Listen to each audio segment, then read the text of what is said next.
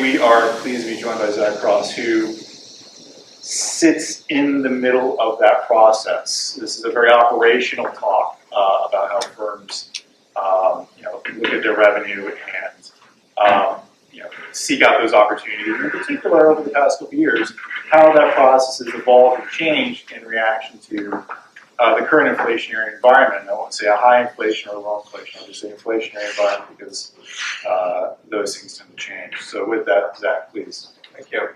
Well, really excited to be here. Hopefully I'll be deserving of that at the end. But in general, I feel like with this size group, really want to have a good open discussion. I know we've got some things that we wanted to talk about. I think it's a really fascinating time, but I'm excited to share perspectives across the broader group. So a little bit of additional background on myself and revenue analytics. So as Brian mentioned, I kind of grew up in the space of pricing and revenue management. My dad created yield management at Delta Airlines post deregulation in the early 80s. He ultimately left Delta, started his own firm, it's called Aeronomics, later became Thales Solutions, and took essentially pricing and revenue management to a number of different industries across the world. So at the dinner table every night, we were just talking about pricing. You drive by, I grew up in Newnan, drive by the Dwarf House at Chick-fil-A, they would have 2 for $1 Tuesdays, and my instant reaction would be, oh, they must have low demand on Tuesdays, and these are the things that were our family discussions. So I kind of got a bug to get into the pricing space. When I graduated, I went to start a company called Revenue Technologies, which is a company here in town that was a pricing software company focused on high-tech manufacturers. So I worked with people like AMD and Motorola, and while there, got the idea to start revenue analytics. And the basic premise of our company was we wanted to bridge a gap between big management consulting companies.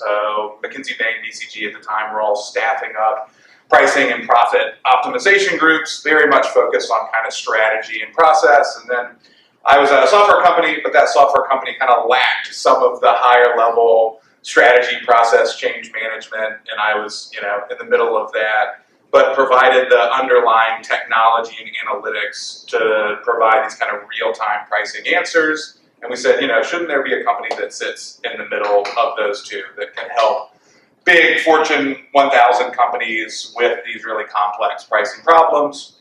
So we started Revenue Analytics in January of 2005. Really grew that company. We were a consulting business. We helped a number of really large companies across the world. So Toyota, Harley Davidson, Royal Caribbean, Marriott, Starwood, IHG, Hyatt, NBC Universal, companies like that basically build bespoke pricing systems and applications. And then around 2019, we realized there's a way to productize this into software as a service. And there are a couple of technology dimensions, the cloud computing, the creation of the kind of microservice-driven architecture that were really beneficial in shaping that thinking. But as a 14-year-old company, we raised money for the first time and we pivoted our business to become a SaaS business. And then for the last 3 years, we've been rapidly growing as a SaaS business, growing over 50% each of the last 2 years post-pandemic, and are now a fully SaaS company that sells across 3 verticals. The manufacturing and distribution vertical, which we'll kind of talk about as industrials. Most of this conversation will be around today, but we also do business in travel and hospitality still, and then media and the ad sales space. Very good. Yep. And this is going to be, again, a conversational talk. We're going to do some kind of back and forth conversation here, but as you guys have questions, feel free to interject.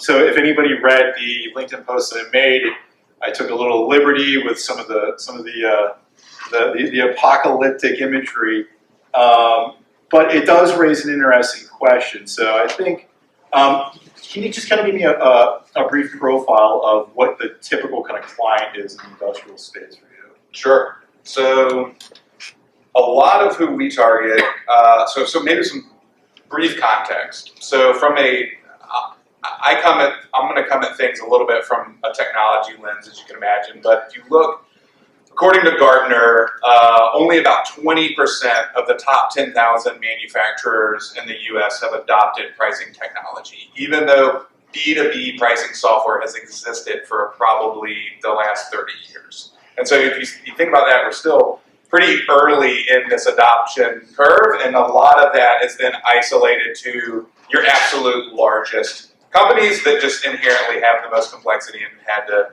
evaluate and create technology. A lot of our focus is saying, how can we bring a more streamlined technology approach with the same level of analytics that the big guys use, and kind of democratize that, and that allow us to really open up the market so that, you know, a $50 million manufacturer, a $100 million manufacturer who still sells potentially 100,000 products can have more sophistication in how they go to market with their pricing strategy. And so for us, we're really focused on, generally speaking, from about $50 million in revenue to probably $5 billion in revenue of manufacturers and distribution companies who sell large catalogs of products through a distributed sales force. So you've got generally someone who's got hundreds of thousands of products.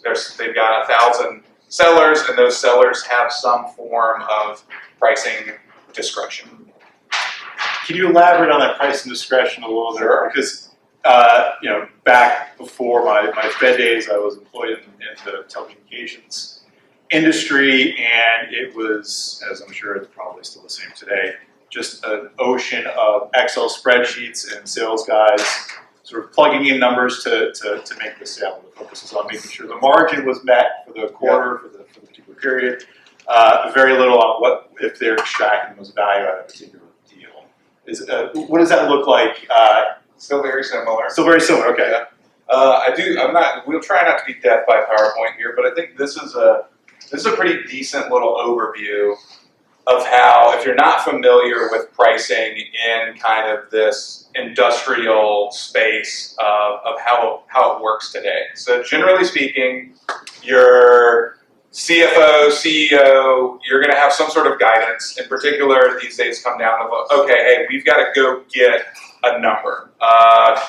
Could be a revenue number. Often it's probably going to be some sort of gross profit number, and so they'll basically come down with an edict of, we've got to go put a price increase in place in order to hit plan next quarter, next year. So the way that goes down is generally, historically, that would be what we would call a peanut butter approach. So they might say, we need to go get 40 basis points. The way to get 40 basis points is to go push out a 5% price increase across our customer base. And so what they would do is they tell sales reps, all right, we got to go get this 5%. Well, then the seller would go to their end customer, tell them they've got an increase, and the customer obviously would not just readily accept it. They would say, hey, wait a second, I don't think I want to give you that much. What if I give you 1%? You know, and then the salesperson basically goes through the dance of starting to negotiate with the customer. Generally speaking, in particular, as you start to get a little more scale, what you would find is at the lower end of the spectrum, if you're really growing, you know, you're growing 20, 30% a year, getting at that extra 5% isn't your number one objective. You're in kind of hyper growth mode. As you start to mature and you start to level off, and then you're growing in these single digits to low double digits, right? Natural corporate life cycle, bureaucracy starts to kick in. Hey, maybe this is too much autonomy. We need more oversight from our sellers. And so a lot of what our customers would do was they create price exception processes, right? So there would be, all right, your seller to your sales manager, to your sales leader, oftentimes to your CFO. I mean, CFO even in billion-dollar companies. I mean, you know, we've got customers, Mohawk, CommScope, Kimberly-Clark. You still have deals that are like $1,000 that might hit a CFO's desk. That's just crazy, right? From a efficiency standpoint, because you've just got this machine of, I don't really know what the right price is. I've got pretty variable pricing across my customer base. And so when you get into the exception, they basically say, okay, I'm going to approve it.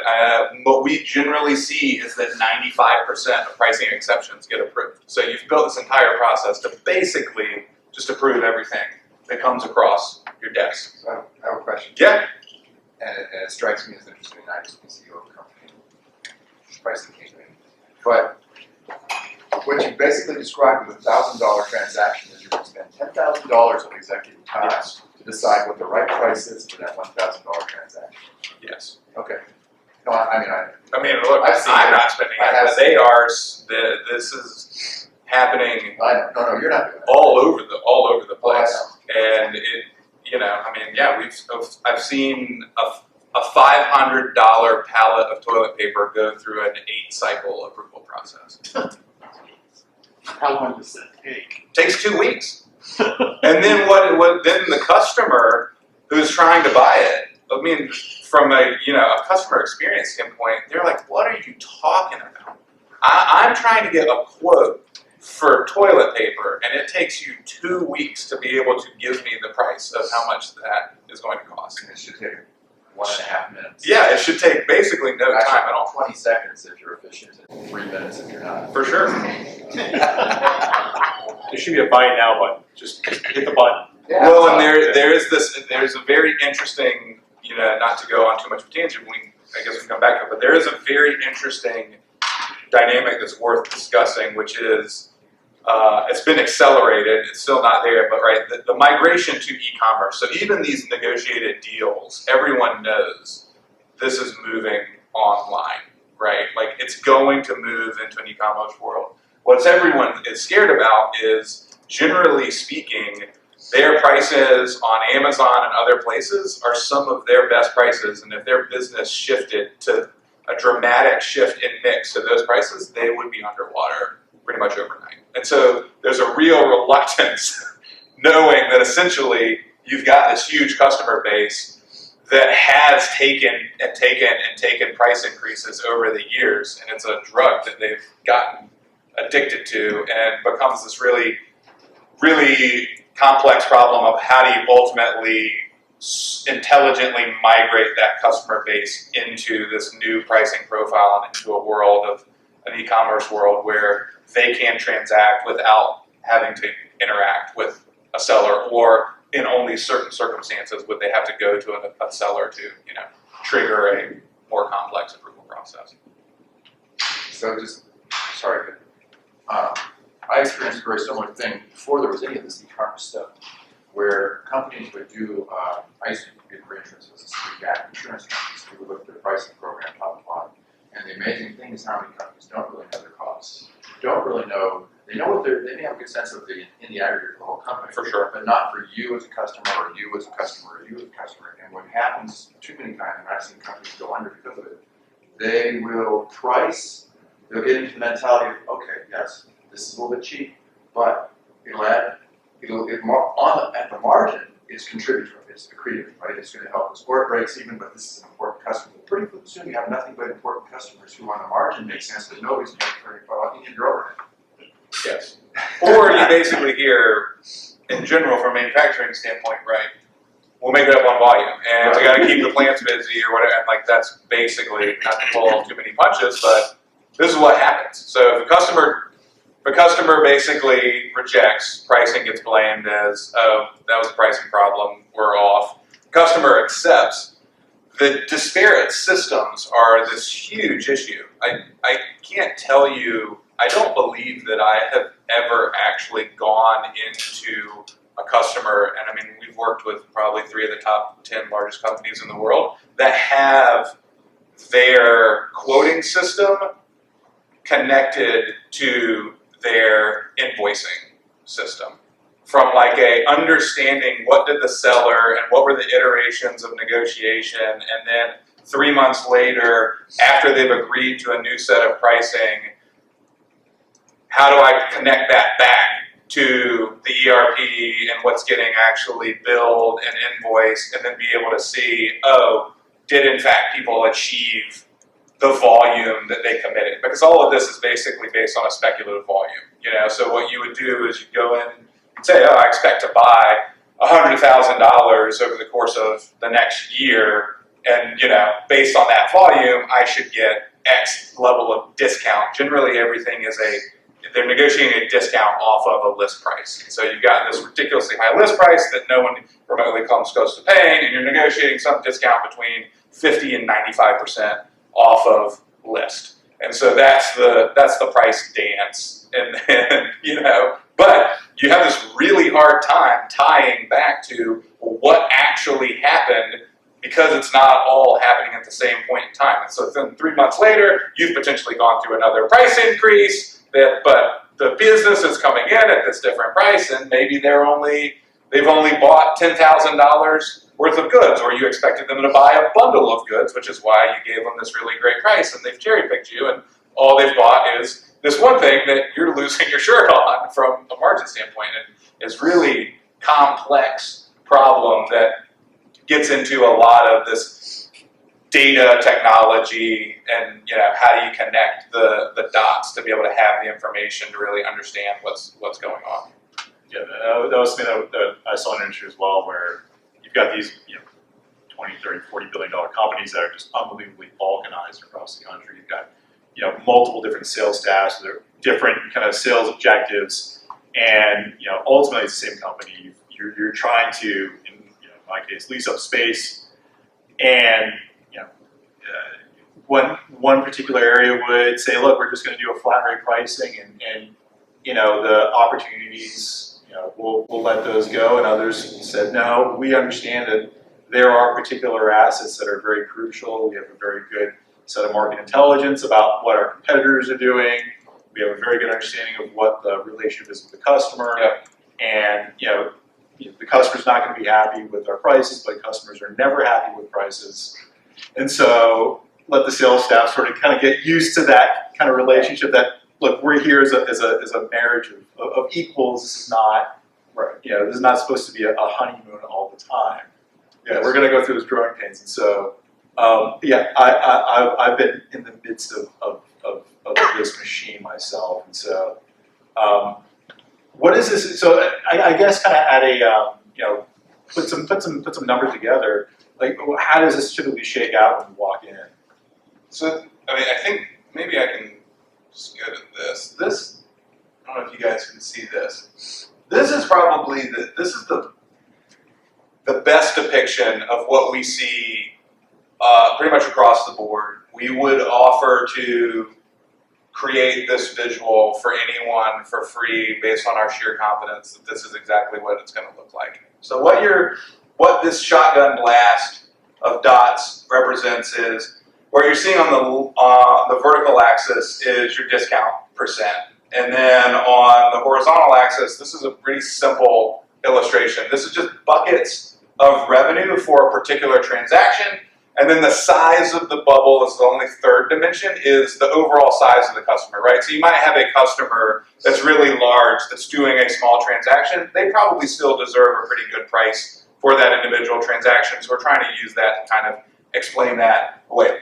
What you would generally expect to see, you guys study much more about economics than I do, but your downward sloping demand curve, we would generally start to see that you would expect that your bigger customers on the bottom right would be getting the greater discounts, right? There should be a relationship essentially between the volume of product they're buying and the discounts they're receiving, and we would see this nice, this line, let's see if I can, this Goldilocks should be the type concentration of what we would expect to see. In reality, what you basically see is the result of a bunch of people having discretion and pricing being super variable, and this being your margin floor. So every deal below that, you're 100% just losing money on.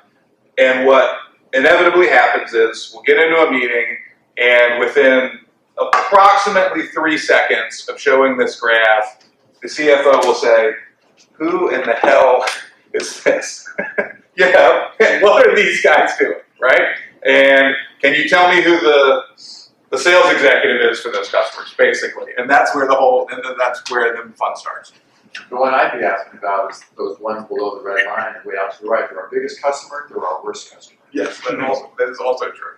at the same time. So the discount, I can't read it, so the Yes. discount is larger towards the bottom, others. Correct. It's basically your price. Correct, Price yeah. level is right. Because it's a discount off of your list. So Yeah, it's it's your price. So for those who are thinking like your typical price quantity thing, that's price going higher. as you go. Correct. Okay. Correct. My guess is if you did a regression, you'd have like an R square of about 0. Yeah. Close. Yeah. That is very true, which is ultimately what we then spend time doing is trying to figure out there are in fact cohorts inside of this scatter plot that you can start to get to bunch into similar behaving patterns. And so a lot of what we try and do is basically say, look, rather than take this kind of peanut butter all for one approach, let's have a conversation about what do you believe are the drivers of pricing? How do we then apply that information to our historical traction? So that it might be geography, it might be product mix. So like, are you buying across multiple categories of product? It could be, 10-year, there's a whole slew of things that you're trying to do. And then essentially what we're doing is our first step in the process is saying, what of those dimensions is a really strong segmentation variable? So a lot of what we're doing is we're running like card analyses and trying to see, okay, of these, how can we create like-minded groups who have similar willingness to pay? And then use that to then determine how do I come up with an actual minted and then banded pricing strategy for each cohort. So basically, like the epitome of which being that most of us are aware of is the airlines. Yes. Now, granted, the airlines have done a phenomenal job of commoditizing themselves, and in all honesty, most of the airline pricing analytics today is actually focused on competitive response and less focused on supply and demand, which my dad would probably tell you is tragic, and I would agree. Whereas our friends in the hospitality space have a lot higher value of their assets and believe that they can be differentiated, and therefore, while competitive pricing is an input, it isn't essential. It's not the sole input, and it's much more about, okay, how do I actually find the right mix of people to fill my hotel? So when you